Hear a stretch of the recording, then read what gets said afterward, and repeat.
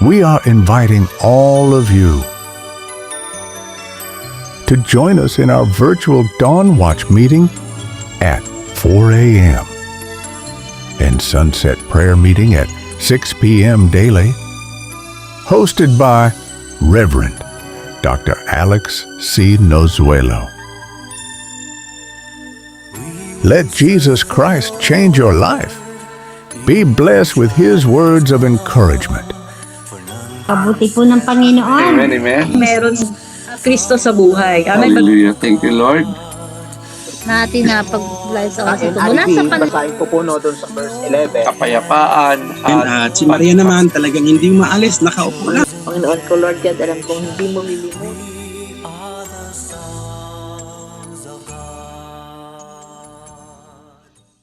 For today's Dawn Watch prayer meeting. Palaguin sa inyong pananampalataya, Panginoon ko, Lord God.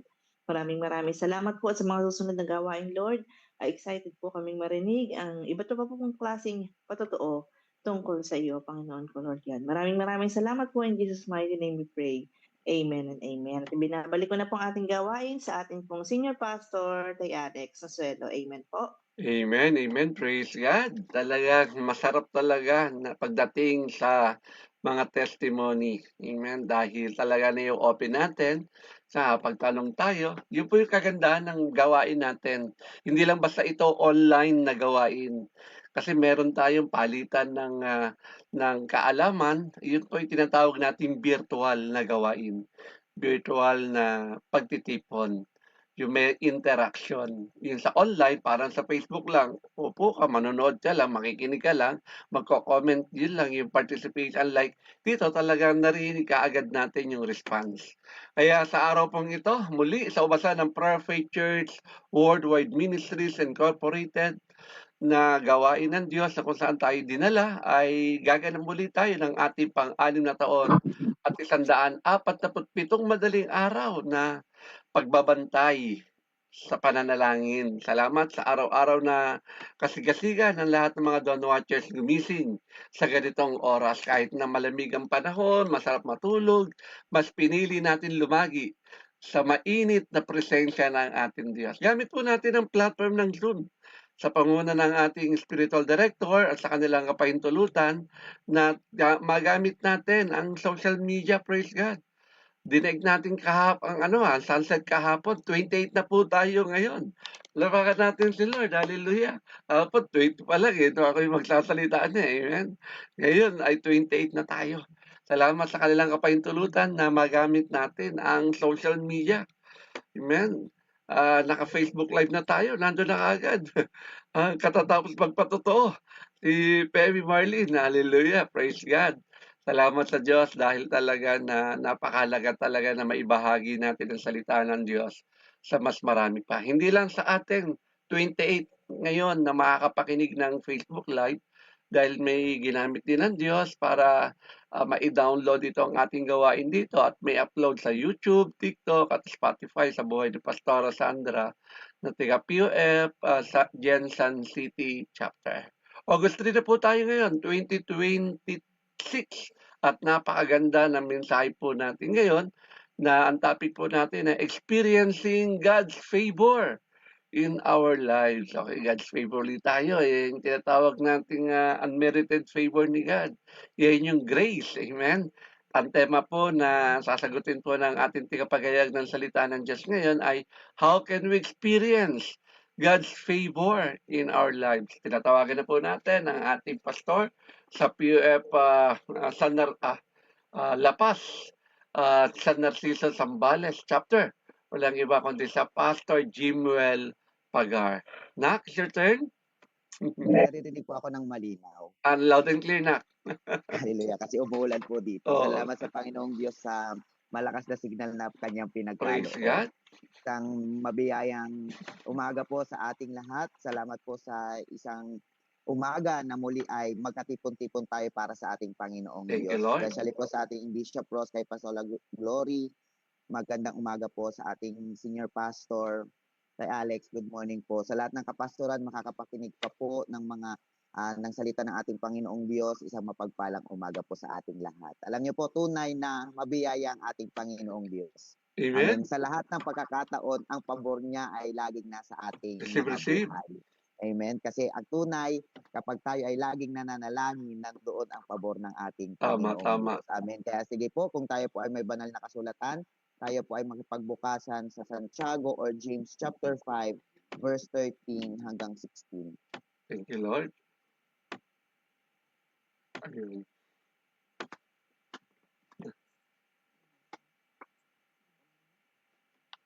Praise God.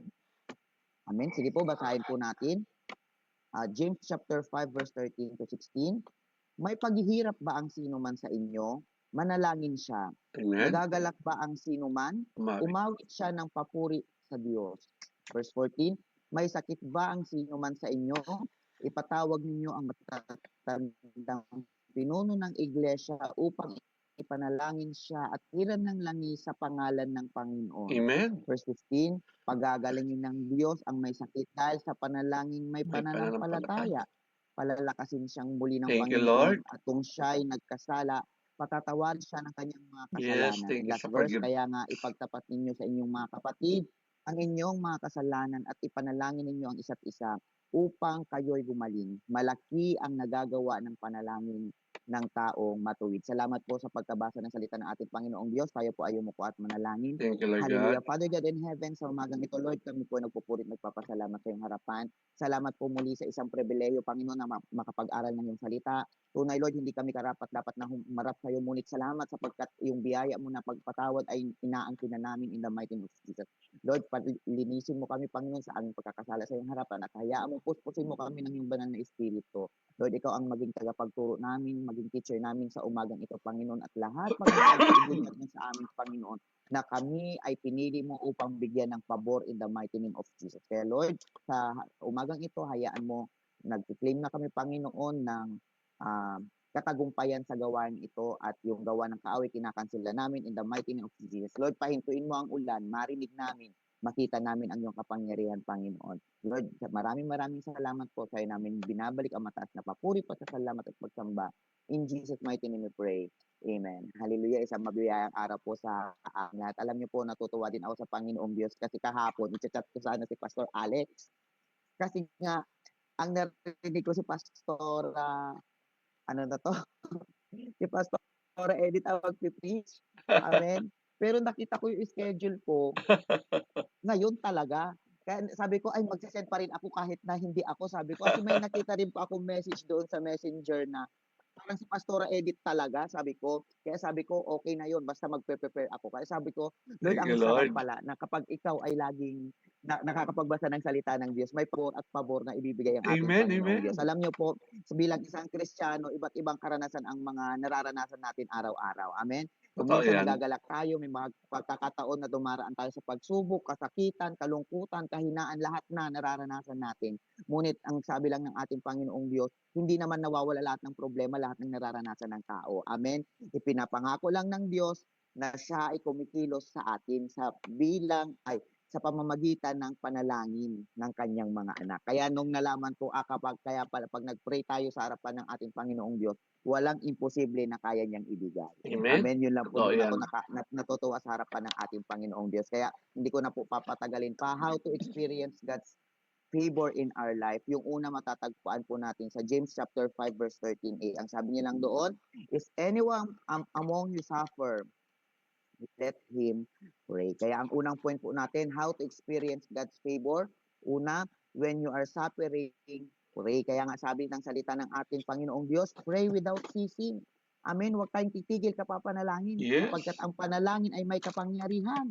Thank you, Amen. Lord. Kaya nga ang unang tugon natin sa problema ay hindi reklamo, hindi takot, hindi pagsuko, kundi ang unang tugon natin sa mga dumarating sa buhay natin ay panalangin. Amen. Kaya nga Amen. mga kapatid ko kay Lord, ang sabi doon sa Philippians chapter 4 verse 6 to 7, do not be anxious about anything, but in every situation by prayer and petition present your request to God. Amen. Ibig sabihin, huwag tayong mabalisa sa anumang bagay, kundi ipanalangin natin ang bagay na yan. Kaya din Amen, sabi amen. sa Psalms chapter 50 verse 15, mga kapatid ko kay Lord, Call upon me in the day of trouble. I will deliver you. Hallelujah. 'Di ba? Sa lahat ng pagkakataon na meron tayong nararanasan, i-deliver tayo ng Panginoong Diyos. Kaya sabi Yes, rin sa totoo Jeremiah yan. chapter 33 verse 3, kung mananalangin ka sa akin, tutugunin kita at ipapahayag ko sa iyo ang mga bagay na dakila at mahiwaga na hindi mo pa nalalaman. Big sabihin, ang Diyos magpapagbigay ng mga answered prayer in the mighty name of Jesus. Amen. Kailangan tumawag Yan. lang tayo sa ating Ama at siya ay sasagot. Higit sa lahat, alimbawa ko mga kapatid ko, Carlo, ang isang bata ko minsan natatakot yan sa T-shirt. bagyo kaya sa Dalawa. kulog lang. Amen. Tatlo. Pero hindi siya tumatakbo palabas para Hinanap ko yung pula. lutasin yung bagyo, kundi tumatakbo siya sa kanyang ama kasi natatakot siya. Dapat mga kapatid ko, Carlo, ganun din tayo. May mga bagay na hindi natin kaya. May mga bagay sa buhay natin na hindi natin kaya. Kailangan tumakbo rin tayo sa ating Ama na nasa langit. Amen. Dapat ang tinatakbuhan natin ang Diyos. Hindi tayo magiging Jonah na inutusan tayo tapos sa iba tayo pupunta. Hallelujah. Pumunta tayo sa ating Ama. Kaya nga, huwag hayaang ilayo tayo ng problema sa harapan ng ating Panginoong Diyos. If we want favor from God, kailangan lumapit tayo sa Kanya. Gawin natin unang hakbang. Amen. Ang panalangin, hindi ang pag-aalala sa ating mga buhay, mga kapatid ko kay Lord. Higit sa lahat, kung minsan nagpipray tayo, Lord, alisin mo nga ako dito sa problema na ito. Gusto ng Diyos na maituturo pa sa tayo dyan. O anong kailangan natin gawin? Kailangan natin imbitahin ang Diyos. Mag-pray tayo, Lord. Kung ayaw mo pa akong alisin dito sa problema ito, damayan mo ako sa problema ko. Amen. Papasukin natin ang ating Panginoong Diyos. Amen. Yun dapat ang ginagawa natin. Kaya kung ahalin tulad ko noong pandemic, mga kapatid ko kay Lord, inalis ba tayo ng Diyos doon sa sitwasyon na yun na hanggang ngayon meron pa din? Amen. Pero hindi niya tayo inalis, pero tayo ay kanyang iningatan. Amen. Sinustain niya lahat ng ating pangangailangan. Amen. Kaya sa buhay na ito, mga kapatid ko kay Lord, ang prayer natin kung minsan dapat hindi tayo alisin ng Diyos, samahan tayo ng ating Panginoong Diyos. Amen. Kasi doon nangyayari, doon nagaganap yung kapangyarihan ng ating Panginoong Diyos. Kaya sabi ko mga kapatid ko kay Lord, kung gusto natin ng pabor sa ating Panginoong Diyos, manalangin tayo sa Kanyang harapan. Amen. Yun lang kailangan natin. Yun ang sandata natin sa mundong ito. Ang salita ng Diyos at pananalangin. Kasi sa lahat ng panalangin natin, may kapangyarihan. Amen. Kaya nga, one word from God can change our life. One word from God can change our situation. Amen. Kaya dapat lagi natin ipinapanalangin yung bagay na yan. Amen. Kaya tandaan natin mga kapatid ko kay Lord, ang unang puntos natin para tayo ay magkaroon ng pabor sa harapan ng ating Panginoong Diyos ay manalangin sa Kanyang harapan. Second point po, how to experience God's favor in our life. Amen. Ang second point po natin, when you are joyful, praise God. From James chapter 5 verse 13b, ang sabi niya doon, is anyone cheerful? Let him sing praise. Amen. Ang Diyos ay hindi lamang dapat lapitan kapag may problema. Siya rin dapat ay pasalamatan sa panahon ng pagpapala, sa panahon ng kagalakan. Amen. Kaya dapat lagi tayong nagagalak sa lahat ng panahon. Kaya nga lagi ko po pinapaalala kapag nag-preach po ako, ang Ephesians chapter 4 verse 4 na lagi tayong magalak, hindi tayo pwedeng malungkot sa harapan ng ating Panginoong Diyos. Dahil lahat pinapaalala niya para sa ating lahat. Amen. Maraming mang problema, ingiti lang natin yan dahil kasama natin ang Diyos. Kapag mayroong kasakitan, ingiti lang natin yan dahil kasama natin ang Panginoong Diyos. Kapag mayroon tayong kabigatan na nararamdaman, kalungkutan, ingiti lang natin sa harapan ng ating Panginoong Diyos. Bakit? Sa pagngiti natin, alam natin na tayo ay masaya sa harapan ng ating Panginoong Diyos kahit ano pang dumadating na pagsubok. Kaya sabi sa Awit chapter 100 verse 4, mga kapatid ko kay Lord, pumasok kayo sa kanyang mga pintuan na may pasasalamat. At ang sabi din mga kapatid ko sa 1 Thessalonica chapter 5 verse 18, magpasalamat kayo sa lahat ng pagkakataon. Amen. Kaya sa lahat ng bagay, anuman yung nangyayari sa atin, amen, tayo ay magpasalamat sa harapan ng ating Panginoong Diyos. Kaya ang sarap magpasalamat kapag yung testimony maririnig mo yung ganyang mga bagay. Amen. Kaya sa iba nararanasan nila, which is ano pa kaya kung tayo rin ay pinagpala ng ating Panginoong Diyos doon sa mga ipinapanalangin natin. Amen. Kaya mga kapatid ko kay Lord, hayaan natin na tayo ay nakakapag-pray at napagpupuri sa harapan ng ating Panginoong Diyos. Amen. Kung minsan maraming tao ang mabilis humingi ng tulong, ngunit mabagal ang pagpapasalamat. Mga kapatid ko kay Lord, ang tunay na pananampalataya ay marunong ding magpuri sa Diyos sa panahon ng katagumpayan. Amen. Hindi yung kahit mayroon tayo, nakalimutan na natin ang Panginoong Diyos, wag pong ganun. Kapag mayroon tayo, magpasalamat tayo sa harapan ng ating Panginoong Diyos. Kaya natutuwa po ako doon sa isang opening na binukas ulit ng ating Panginoong Diyos sa buhay namin. Amen. Nung nakaraang meeting, sobrang saya ng puso ko kasi tunay na kapag ikaw ay marunong magpuri sa harapan ng ating Panginoong Diyos, siya ay magbibigay ng opportunity para ikaw ay pagpalain. Amen. Kaya natutuwa po ako sa mga bagay na pinaparanas ng ating Panginoong Diyos sa ngayon. Amen. Kasi tunay, nung nakaraan, nung meeting, salamat sa Panginoong Diyos doon sa pabor niya na ipinagkaloob sa amin. Amen. Kaya tunay na ang Diyos ay laging magkakaloob. Amen, para sa atin. Kaya mga kapatid ko kay Lord, bilangin natin ang mga pagpapala na nagmumula sa harapan ng ating Panginoong Diyos. Ugaliin nating magpasalamat araw-araw. Amen? Kailangan natin i-worship ang Diyos araw-araw, magpasalamat sapagkat binuhay tayo ng Diyos, binigyan ng bagong buhay para makita natin yung mga bagay pang igagawin ng Panginoong Diyos sa ating mga buhay.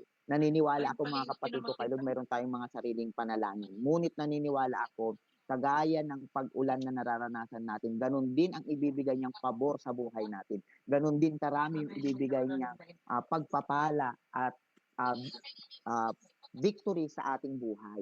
Amen? Kaya lagi natin tatandaan, sa lahat ng panahon, sa lahat ng pagkakataon, purihin natin ang ating Panginoong Diyos. Amen? Kaya huwag tayong tatalikod sapagkat kapag naranasan natin ang presensya ng Diyos, yun po ang pinakamasarap sa lahat. Amen? Kaya tunay po kapag gusto natin ang pabor ng ating Panginoong Diyos, remember to worship Him daily. Amen? Lagi natin papurihan ang ating Panginoong Diyos. Pangatlong point po, how to experience God's favor in our life. Yung pangatlo, when you are weak, seek God together. Matatagpuan po natin yan sa James chapter 5 verse 14 to 15. Ang sabi niya lang po doon, ipatawag niya ang matatanda sa iglesia upang ipanalangin siya. Amen. So ibig sabihin, ipatawag natin. Kailangan natin ng kasangga. Amen. Hindi tayo nag-iisa. Amen. Kaya ang kalagaan ng panalangin ng iglesia at ng pagtitiwala sa Diyos, yun ang kanyang ipinapakita mga kapatid ko kay Lord. Hindi ito nangangulugan na pag may sakit tayo, tsak tayong gagaling. Amen. Pero inaasahan natin yung katugunan ng ating Panginoong Diyos na ang kanyang kapangyarihan at ang kanyang karunungan, yun ang tutugon para tayo ay gumaling. Kaya mga kapatid ko kay Lord, lumapit tayo sa kanya na may pananampalataya at suportahan ang isa't isa sa panalangin kagaya ng ginagawa natin sa sunset prayer at dawn watch prayer. Amen. Ibig sabihin, tayo ay nagkakaisa para sa panalangin na tugunin ng Diyos ng madalian yung kanyang ating mga panalangin. Kaya ang sabi sa Awit chapter 103 verse 2 and 3, siya ang nagpapatawad ng iyong mga kasalanan at nagpapagaling sa iyong mga karamdaman. Kaya mga kapatid ko kayo, habang tayo ay nananalangin, lahat ng favor ng Diyos ay nagpapagaling sa ating mga buhay. Kaya magandang malaman natin na ano ba yung mga pangako ng Diyos sa buhay natin. Amen. Kung alam natin lahat ng mga pangako ng Diyos, declare it araw-araw sa buhay natin.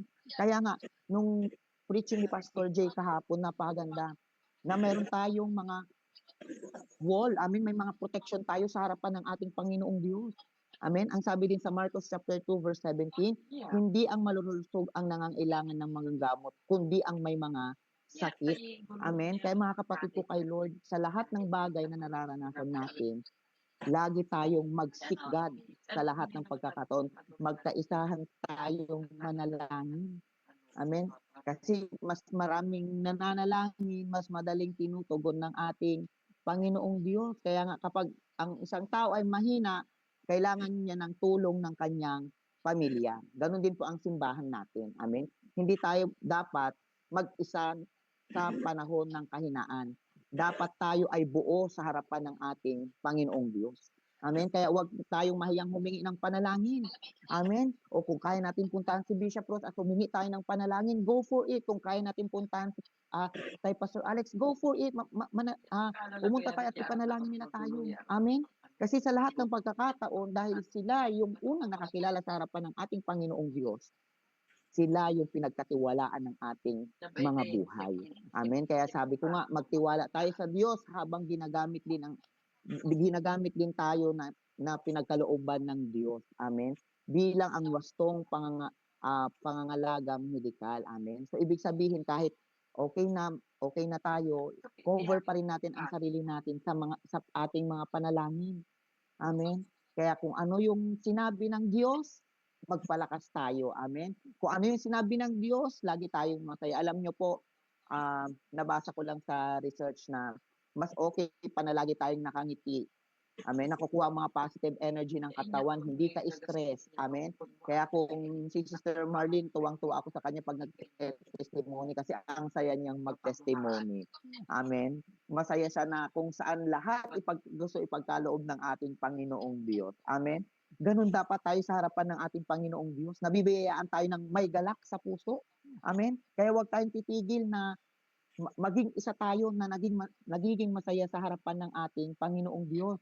Ang lagi nating makita ay nagkakaisa tayo para sa katagumpayan ng ating iglesia at katagumpayan nating lahat sa harapan ng ating Panginoong Diyos. Kaya kung gusto natin na tayo ay magkaroon ng pabor ng Diyos, amen, magkaisa tayong manalangin. Amen. Magkaisa tayo na sama-sama na magpuri sa kanyang harapan. At yung pinakahuli po mga kapatid ko kay Lord, papaano po tayo magkakaroon ng pabor na nagmumula sa harapan ng ating Panginoong Diyos? Confess and pray and bring restoration. Amen. Sa ating pagko-confess, matatagpuan po natin sa James chapter 5 verse 16. Therefore, confess your sins to each other and pray for each other so that you may be healed. Diba?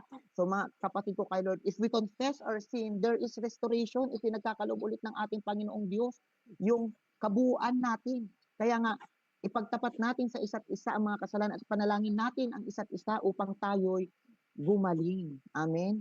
Ang pagkukumpisal ay hindi para sa kahihiyan, kundi para sa panunumbalik ng relasyon natin at paghilom sa harapan ng ating Panginoong Diyos. Mga kapatid ko kay Lord, sabi sa James, sa 1 chapter 1 verse 1 and 1, 9, kung ipapahayag natin ang ating mga kasalanan, siya ay tapat at banal upang tayo ay patawarin. Amen. Ang sabi rin sa Kawikaan chapter 28 verse 13, ang nagtatago ng kanyang kasalanan ay hindi nagtatagumpay. Kaya mga kapatid ko kay Lord, if we confess our sins, amen, tayo ay laging nananagumpay sa harapan ng ating Panginoong Diyos. Ang sugat na hindi po nalilinis ay maaaring lumala. Tama po ba? Ganon din ang kasalanan itinatago natin. Ngunit kapag ito inilapit natin sa Diyos, may pagsisisi at may tapat na suporta mula sa kapwa mananampalataya, magkakaroon po tayo ng katagumpayan. Yan po yung gustong ibatid sa atin ng ating Panginoong Diyos. Amen? Kaya sabi nga, mamuhay tayo ng may katapatan sa harapan ng ating Panginoong Diyos. Huwag nating hayaan yung salita ng Diyos ay mawala sa atin. Ipanalangin din natin ang ating kapwa upang maging mapagkakatiwala ang kasama sa pananampalataya, mga kapatid ko kay Lord. Kaya sa mga oras na ito, mga kapatid ko kay Lord, makita natin na there is a restoration kapag tayo ay nag-confess sa harapan ng ating Panginoong Diyos. Amen. Sabi, bago ko po pangwakasan mga kapatid ko kay Lord, alam niyo po, the power of a righteous person's prayer. Sabi niya doon sa Santiago chapter 5 verse 16, ang panalangin ng taong matuwid ay makapangyarihan at mabisa. Hindi dahil perpekto ang taong nananalangin, kaya makapangyarihan ang panalangin, mga kapatid ko kay Lord, kundi dahil siya ay nagtitiwala sa makapangyarihang Diyos at namumuhay sa kanyang kalooban. Amen. Doon nagiging mabisa yung ating panalangin. Amen. Dahil tayo ay nagtitiwala, naniniwala at nananampalataya sa harapan ng ating Panginoong Diyos. Kaya nagiging mabisa at makapangyarihan yung ating panalangin. Kaya tayo ay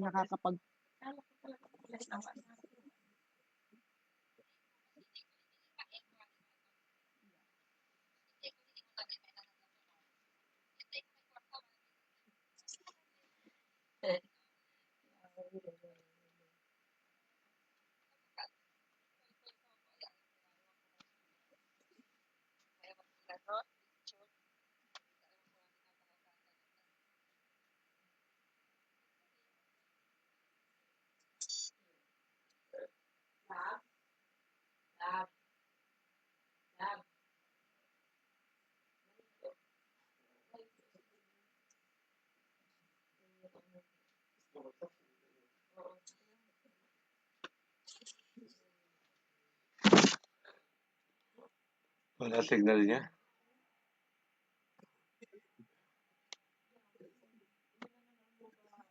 Wala siya, Kevin Noemi. Nawala po siya, Tay. Okay, praise God. Hallelujah. Bumagsak yung signal niya marahil. Wait lang natin sandali. Baka biglang lumabas. Andiyan si Pemi Helen. Malakas din ang ulan dito eh. Kala ko signal kang bumagsak. Amen. Naririnig na po Ayun. ako. Sige, tutuloy ko na sana eh. Tuloy mo na, anak. Amen. So, ibig sabihin mga kapatid ko kay Lord, dahil tayo ay nagtitiwala sa kapangyarihan ng Diyos, kaya Yes, to God. tinutugon ng Diyos yung ating mga panalangin. Kaya mga kapatid ko kay Lord, sa buhay na ito, itinuturo lang sa atin ng ating Panginoong Diyos para makamit natin yung favor na nagmumula sa harapan ng ating Panginoong Diyos. Amen. Kapag tayo ay nakakaranas ng pagsubok, manalangin tayo. Kapag tayo ay may kagalakan, magpuri tayo sa harapan ng ating Panginoong Diyos. Kapag may kahinaan o karamdaman, magtiwala sa Diyos at humingi ng panalangin. Higit sa lahat, mamuhay tayo ng may pagsisisi, katapatan at pananalig sa harapan ng ating Panginoong Diyos. Kaya mga kapatid ko kay Lord, sa prayer of faith na laging nananalangin, amen, isa itong matatag na iglesia. Glory to Amen. God. Kasi kapag ang simbahan walang panalangin, talo yan, babagsak yan. Kasi ibig sabihin wala kang pinapanampalatayaan. Kaya ang Tama. isang Kristiyanong nananalangin ay may lakas na harapin ang anumang pagsubok dahil Yes. sa kanyang pag-asa mula sa ating Panginoong Diyos.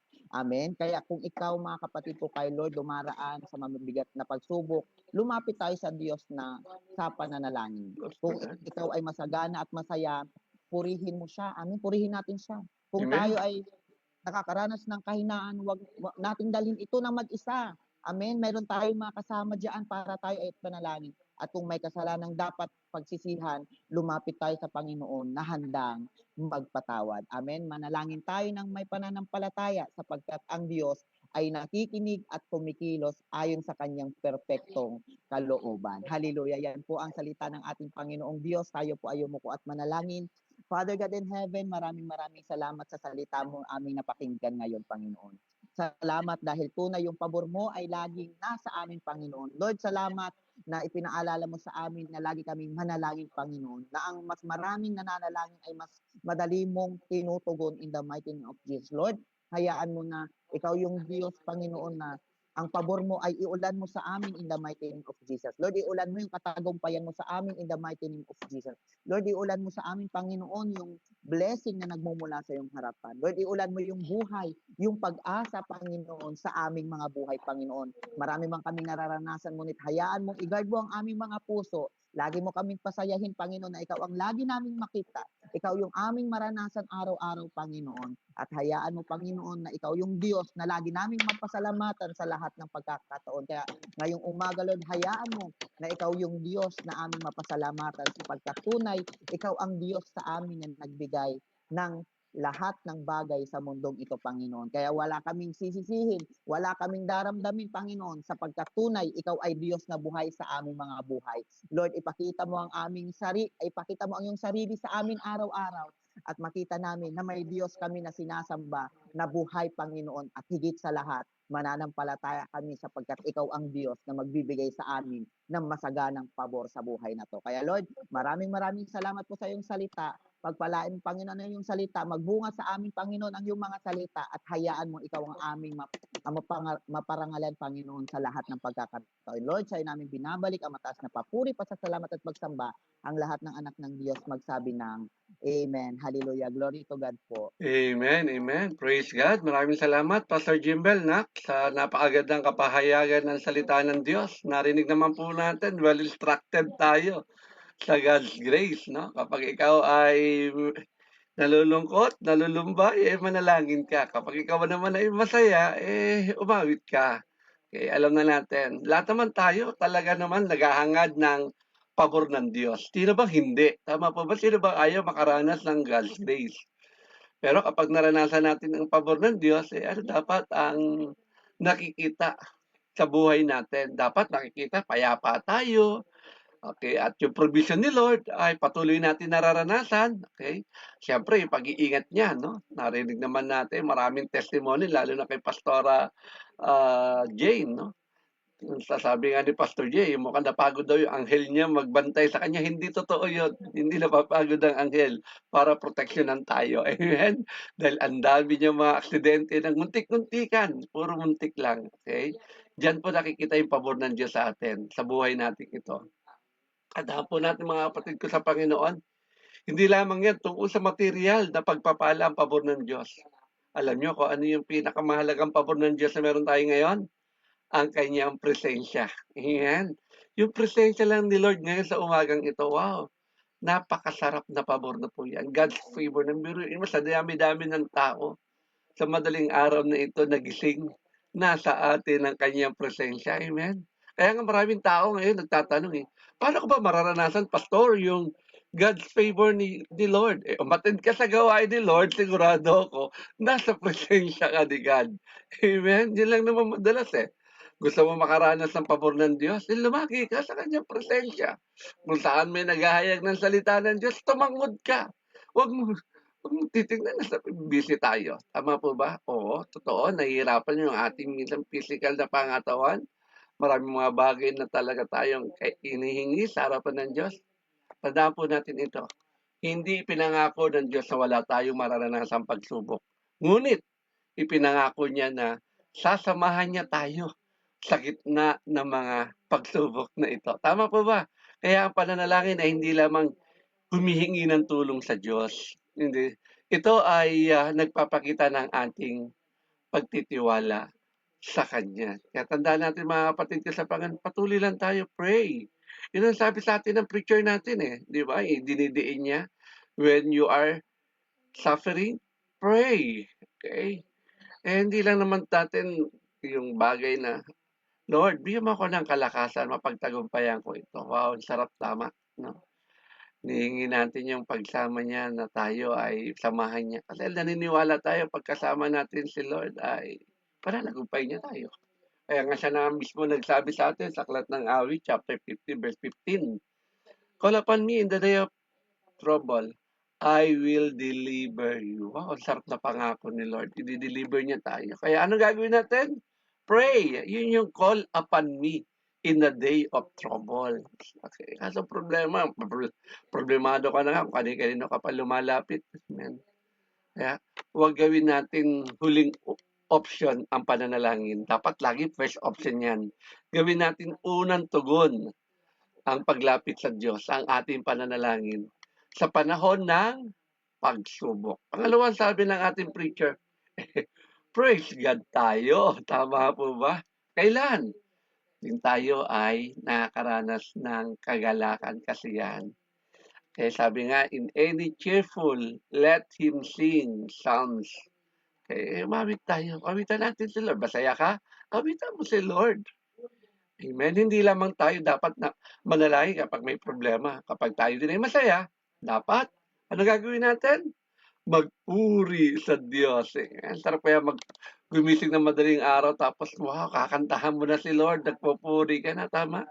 Kaya lagi, we enter His gate with thanksgiving in our heart. Tama po ba? Yun ang sabi sa Aklat ng Awit. Kaya awitan natin siya. Enter His gate with thanksgiving in our heart. Tama po ba?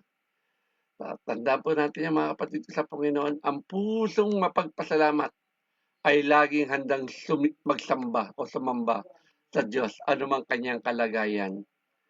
Give thanks in all circumstances. Magagawa ba natin yun?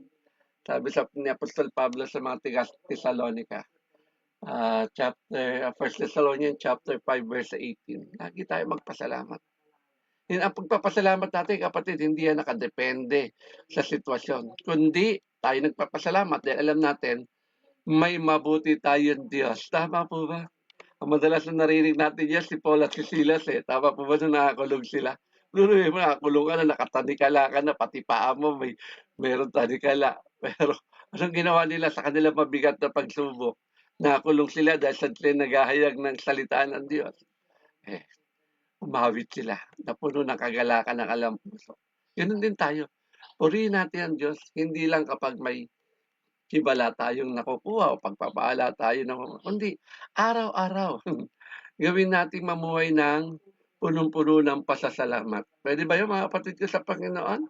Amen. Kaya tandaan natin mga salitang ating narinig mula sa ating tagapaghayag ng, salita ng Diyos. Kasi hindi natin mararanasan ito, eh, okey? Lagi kapag tayo may sakit, ito nga kaya tayo Prayer of Faith Church, eh, 'no? Dito galing yung ating pangalan, eh, okey? Seek God together. 'Yan tayo. Every morning, we are longing in the presence of the Lord. Amen, hindi tayo may sakit, patungan ko kamay ko ang aking kamay dahil ako'y pagagalingin ni Lord. Punta tayo sa matanda sa iglesia. Punta tayo sa ating mga leader. Ask tayo ng prayer. Kaya huwag kayong mahiya, lumapit sa mga tigapanguna natin, okay? Dahil sila may katungkulan. Dahil panalangin tayo kapag tayo ay may sakit. Kapag tayo nanghihina, talagang minsan physically, nauulanan, okay? Ako, di tayo exempted diyan. Even me, nakaranas din ako, pero salamat, biyaya ni Lord, ay pinagaling niya na tayo kahapon. Nakaligo na rin ako kahapon, amen.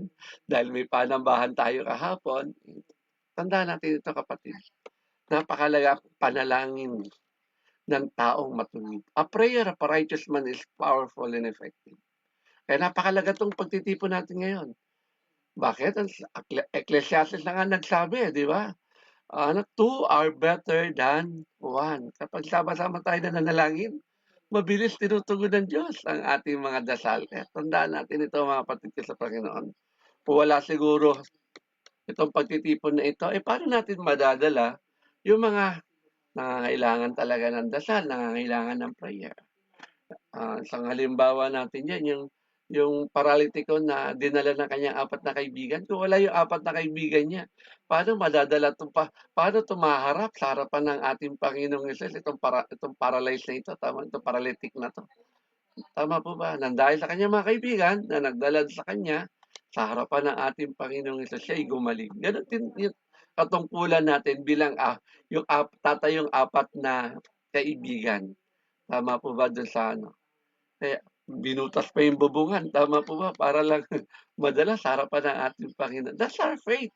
Kahit mahirap, ginagawa natin gumiling ng madaling araw, butasin ang bubungan para idaan natin yung panalangin na nangangailangan. Lalo na sa panahon yun, bumabagyo na naman. Amen po ba? Huwag tayong matakot tumingin sa pananalangin. Tandaan po natin yan. Maging bahagi na ito ng ating buhay pananampalataya. Ay ipanalangin natin ang mga mahal natin sa buhay, ang mga tao na kapaligid sa atin, at ang mga nanunungkulan at maging ang ating komunidad. Amen? At yung panghuli din sa atin, confess and pray. Kailangan talaga yan.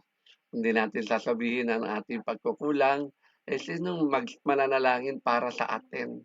Kaya sabi nga ng preacher natin, confess your sin, your trespasses to one another. Hindi para i-chismis tayo. Kundi, pag chinismis nila, hinihingi natin dasal, pananagutan nila sa harapan ni Lord. Basta sumusunod tayo sa Santiago chapter 5 verse 16.